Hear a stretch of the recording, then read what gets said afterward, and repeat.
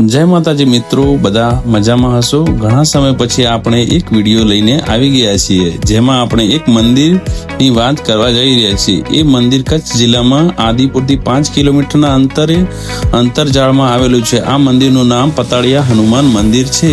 આપણે એ મંદિરની વાત કરવા જઈ રહ્યા છીએ। તમે આવું હનુમાનજીનું મંદિર ક્યાંય નહીં જોયું હોય। આ મંદિર ઘણી ખાસિયતો છે, હજારો વર્ષ જૂની છે। મિસ્ટર એમની બ્લોગમાં આપનું હાર્દિક સ્વાગત છે। આપણે એક નવો વિડીયો લઈને આવી રહ્યા છીએ।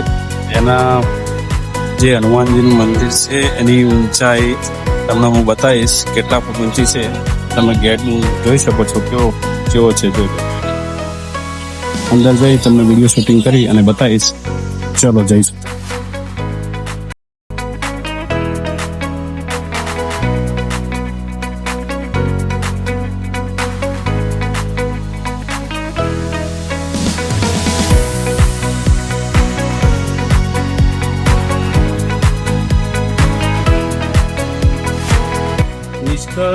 એમની બ્લોગમાં આપનું હાર્દિક સ્વાગત છે। આપણે આજે આવી ગયા છીએ કચ્છ જિલ્લાની અંદર ગાંધીધામમાં મંદિર આવેલું છે। જે મંદિરની રચના કંઈક અલગ છે તે તમે જોઈ શકો છો। મંદિરની રચના જોઈ શકો છો કેવી છે ને એની મૂર્તિ આપને બતાવશું કે 31 ફૂટ ઊંચી લંબાઈ ધરાવતી મૂર્તિ છે। તમે મારા વિડીયોમાં જોજો। તમને સારો વિડીયો લાગે તો સબસ્ક્રાઇબ કરજો, એ ચેનલને ફોલો કરજો। હું તમને મૂર્તિ બતાવી।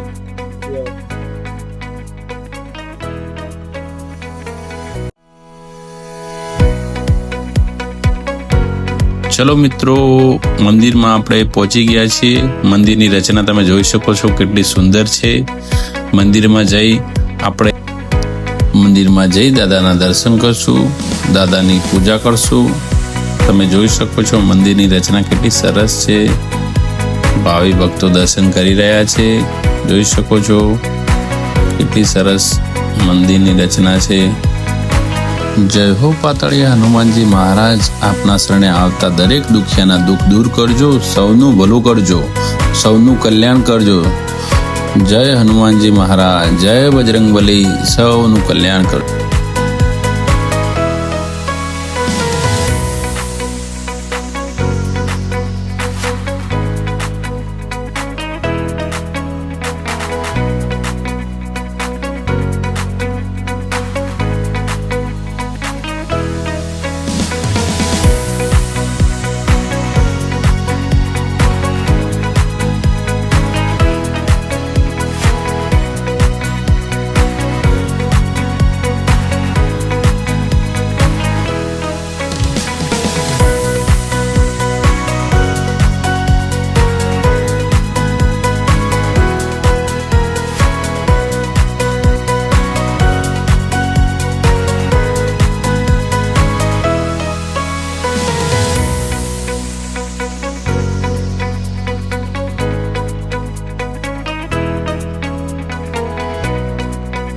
આજે આપણે વાત કરવા જઈ રહ્યા છીએ કે આ હનુમાનનું નામ કેમ પાતાળિયા હનુમાન જ રાખવામાં આવ્યું, બીજું કંઈ નહીં।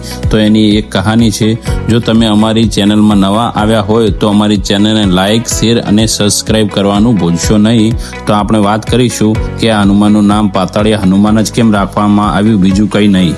આજથી હજારો વર્ષ પહેલાની વાત છે, જ્યારે આ ગામમાં કાઠી દરબારો રહેતા હતા। ત્યારે એક ખેડૂત ખેતી કરી રહ્યો હતો। તે દરમિયાન ખેતરમાં હળ ચલાવી રહ્યો હતો। તે દરમિયાન તેને ખેતરમાં નાની સુપારી જેવડી મૂર્તિ મળી હતી। તેને ગામ લોકોને બતાવી અને ભેગા કરીને વાતચીત કરી। તેમાં એક બ્રાહ્મણે કહ્યું કે આ તો હનુમાનજીની મૂર્તિ છે। ગામ લોકો દ્વારા ભેળા મળીને આ મૂર્તિની સ્થાપના કરવામાં આવી અને પ્રાણ પ્રતિષ્ઠા કરવામાં આવી અને આ મૂર્તિને ગામ લોકો હવે પાતાળિયા હનુમાન તરીકે પણ ઓળખે છે અને પાતાળિયા હનુમાન તરીકે પણ પૂજાય છે।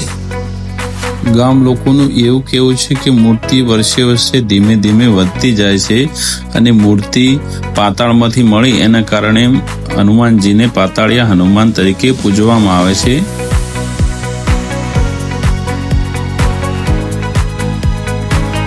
તમે અહીંયા બાળકોને લઈને આવશો તો પણ અહીંયા હિંચકા, પ્લેગ્રાઉન્ડ, બગીચાની બધી વ્યવસ્થા છે। તમારા બાળકોને પણ મજા પડી જવાની છે। તમે જોઈ શકો છો, જો હિંચકા ને બધું કેવું છે સરસ। જે બાળકો હિંચકા ખાઈ રહ્યા છે. જો તમે હનુમાનને માનતા હોય તો કોમેન્ટમાં હનુમાન લખવાનું ભૂલશો નહીં. અહીંયા હનુમાનજીની 25 થી 30 ફૂટ ઊંચી મૂર્તિ આવેલી છે. તમે જોઈ શકો છો કેટલી ઊંચી મૂર્તિ છે. હનુમાન જયંતિના દિવસે અહીંયા ભવ્ય મેળાનું પણ આયોજન થાય છે. શ્રદ્ધાળુઓ ખૂબ આવે છે. પ્રસાદીની પણ વ્યવસ્થા હોય છે. મૂર્તિ કેટલી ઊંચી છે જોઈ શકો. 20 થી 25 ફૂટ ઊંચી મૂર્તિ છે. જે લોકો આવે છે અહીંયા ફોટા બીજા શૂટ કરાવે છે.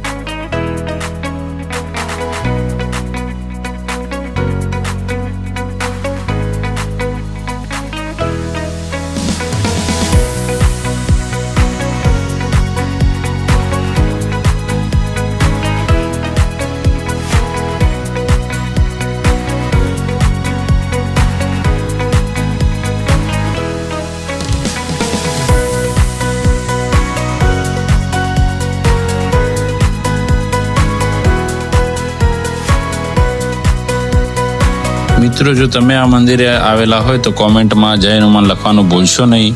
લોકેશન તમે જોઈ શકો છો કેટલું સરસ છે. મૂર્તિ કેટલી ઊંચી છે. 20 થી 25 ફૂટ ઊંચી મૂર્તિ છે. વિશાળકાય મંદિર છે. તમે જોઈ શકો છો. બાળકો માટે તેના બગીચા, લપસણી બધું સરસ છે. જો તમે આદિપુર ગાંધીધામના નજીક રહેતા હો તો આ મંદિરે આવવાનું ભૂલશો નહીં. ગાંધીધામથી નજીક જ છે. વિશાળકાય મંદિર આવેલું છે. જો આવા અમારા વિડીયો તમને સારા લાગે તો અમારી ચેનલને સબસ્ક્રાઈબ કરજો.